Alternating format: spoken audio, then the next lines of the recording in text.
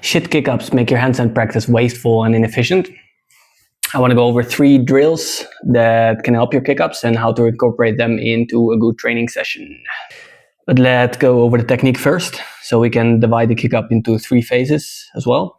We have the lift-off, we have halfway, and we have closing.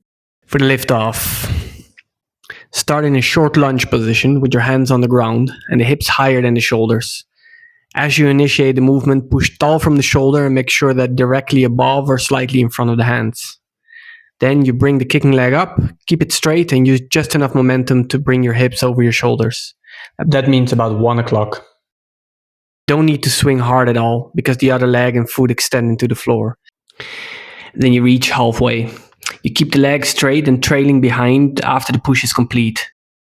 And this is the moment you'll try to catch balance, especially when you're just learning. When you've established balance, close the legs to complete the movement. When you get consistent with this style of kicking up, you can start trying to make the whole kick up into one smooth motion, not stopping halfway, and even starting from standing. Now let's put it all into a session. Make sure you warmed up your wrists and shoulders properly and that you have the following prerequisites. It's 10 seconds of balance next to the wall in a full handstand position, and you should be comfortable falling out of handstands. We'll start off easy with just 1 to 3 sets of floaters. It's a drill that mostly develops confidence, not technique. It's good for warm-ups, less good to develop actual kick-up proficiency. We'll just focus on getting the feeling of the kick-up whilst trying to reduce any hesitation you might have.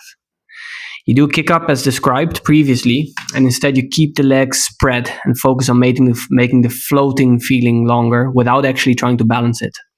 You do those repetitions in quick succession, and you want to do sets of like 5 to 15 repetitions.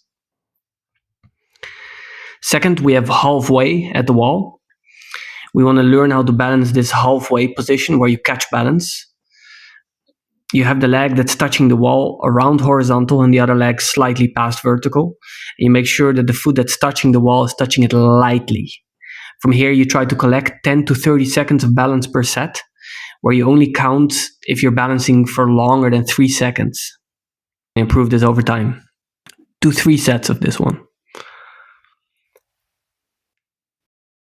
Then last, we have halfway to full using the wall. So you want to find your halfway position with very minimal support of the wall. And from here, you close your leg to a full handstand position and you hold it freestanding for 3 to 5 seconds before returning to the halfway position against the wall again. Here, instead of counting sets, you want to try to collect 10 successful reps in total, and you add a repetition or so per week. A solid session practicing your kick-ups. For a full handstand session, I would probably do some balancing work and then some capacity work to improve your overall hold time.